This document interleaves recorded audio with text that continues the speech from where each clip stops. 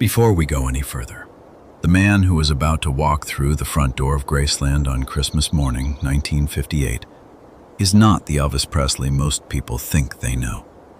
He is not the young rebel from Sun Records, not the television phenomenon who made Ed Sullivan nervous, not the movie star whose face is on the cover of every magazine in America.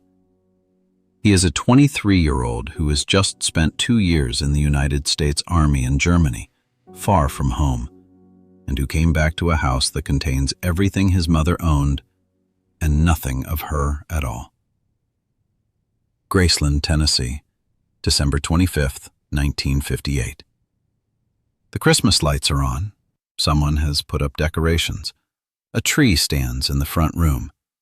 The house smells the way houses smell at Christmas, and under other circumstances it would be exactly what this place was always meant to be.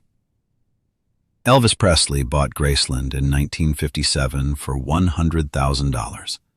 He was 22 years old, and he bought a 13-acre estate in the suburbs of Memphis, Tennessee, because his mother needed a home worthy of everything she had given him. Gladys Presley had spent her entire adult life in houses that were too small and too cold and too close to the edge of everything. Her son was going to fix that. She lived at Graceland for 14 months. She died on August 14, 1958, in the bedroom upstairs, while Elvis was stationed at Fort Hood, Texas, waiting for his deployment orders to Germany.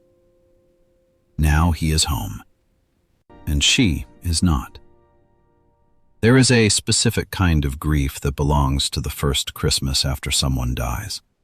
Anyone who has experienced it knows what it is. The decorations that go up anyway, the food that gets made anyway, the rituals that continue because stopping them feels like a second loss, and the moment when you realize that none of it changes the central fact of the day, which is that the person who made it matter is not there. Elvis Presley felt that on a scale that is difficult to fully comprehend. Gladys Presley was not simply his mother in the ordinary sense. She was the person who had seen him first, who had understood before anyone else in the world that her son carried something extraordinary. In Tupelo, Mississippi, in the 1930s and 40s, when the Presley family had nothing, Gladys had given Elvis a guitar and her full attention and the absolute conviction that he was worth believing in. She had done this when the world gave her no particular reason to believe in anything. He had built everything he had, the records, the films, the houses, the cars, with her in mind. The first person he called after every major moment in his career was Gladys. The first person he wanted to tell was always her. You always have a place here. She was 46 years old when she died. Elvis was in Germany when he got the call. He flew home immediately, sat by her grave for hours, and then had to go back. The Army did not stop for grief. By Christmas, he had been back at Graceland for 3 weeks. 3 weeks of walking through rooms that held everything except her. If this is the kind of story you come to this channel for, the moments behind the moments, the private truth underneath the public life, please subscribe. There are more of these. We are committed to telling them properly. The relationship between Elvis Presley and his mother is one of the most documented and least understood things in the history of American popular music. The easy version is that Elvis was a mama's boy, that the bond was unusually close, possibly unhealthily so. This version has the advantage of being easy to say and the disadvantage of missing almost everything that actually mattered about the two of them. What was true was this.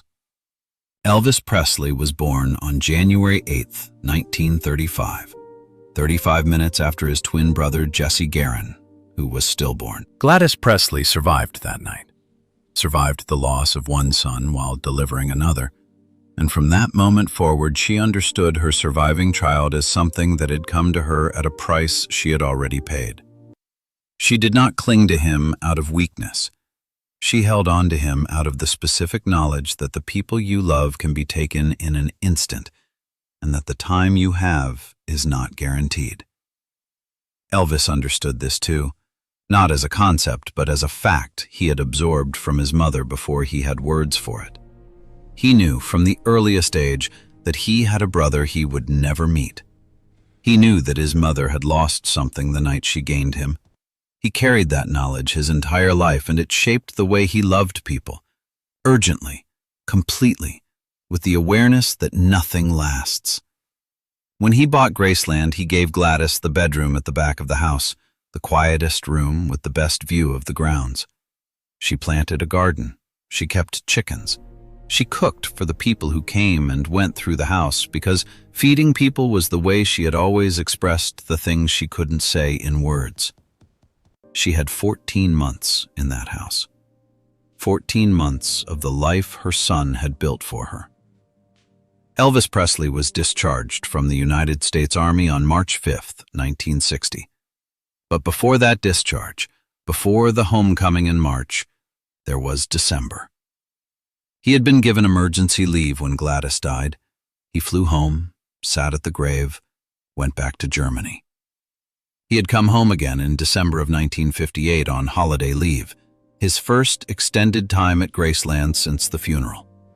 3 weeks of a house that was still entirely hers in every physical sense, and entirely empty of her in the only sense that mattered.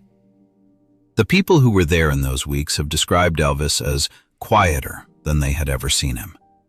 Not depressed in the clinical sense. He still laughed, still had people around him, still moved through the days.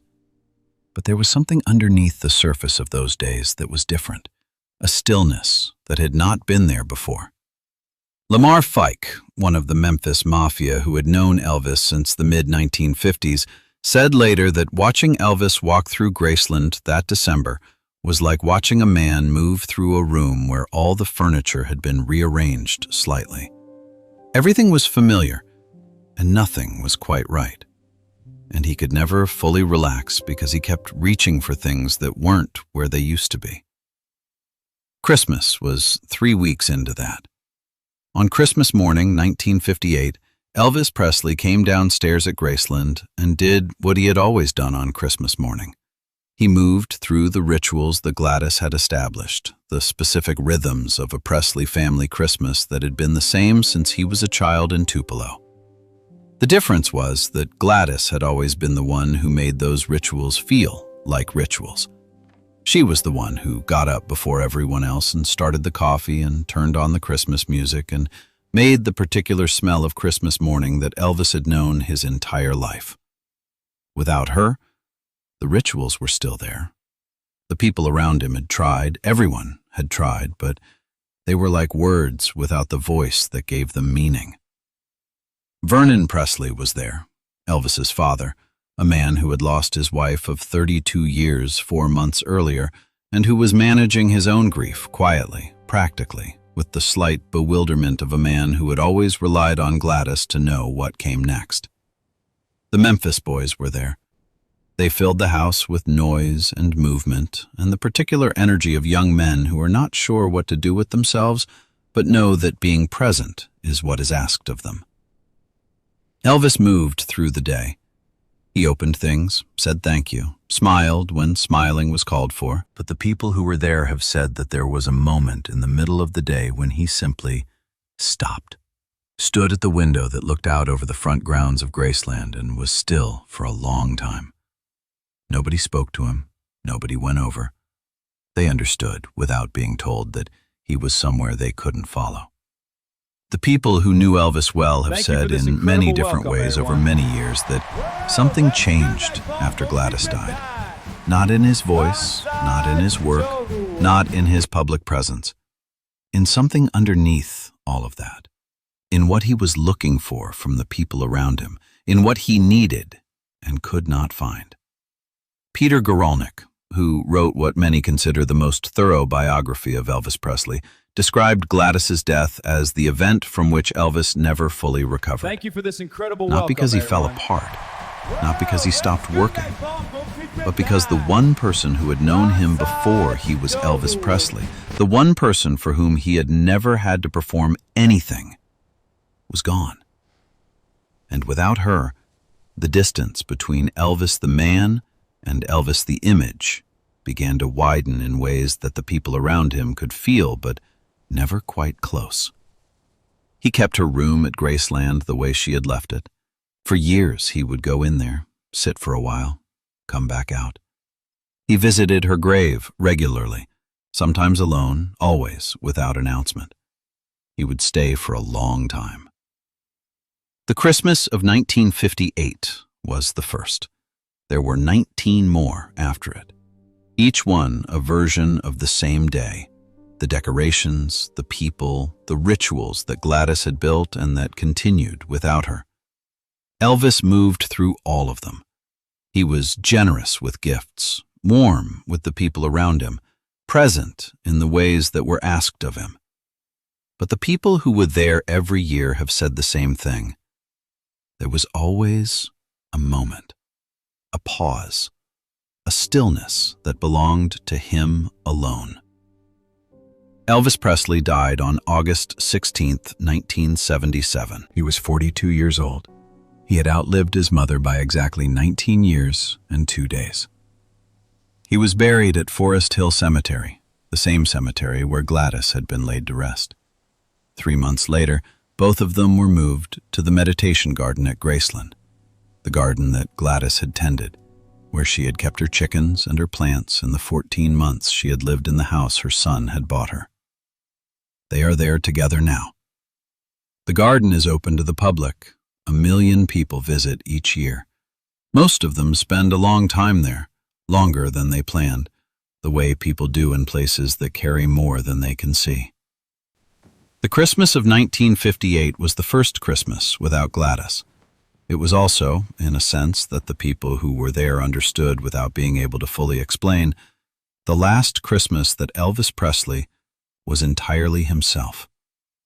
Not because he became a different person after that day, but because the person who had known who he was, the person whose knowledge of him preceded the fame, the records, the image, all of it, was gone. And the gap that left in him was something he spent the rest of his life moving around. He never stopped visiting her grave. He never stopped going into her room. He never stopped being in some part of himself that the stage and the cameras and the Las Vegas jumpsuits never reached.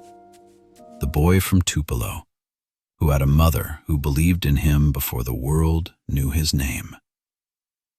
The decorations at Graceland came down in January of 1959. Elvis went back to Germany in March. The records kept coming. The crowds kept showing up. The story kept moving forward in all the ways that stories move forward. But in the meditation garden, in the quiet that Gladys had planted and tended and loved, something had already been decided. The man and his mother, side by side.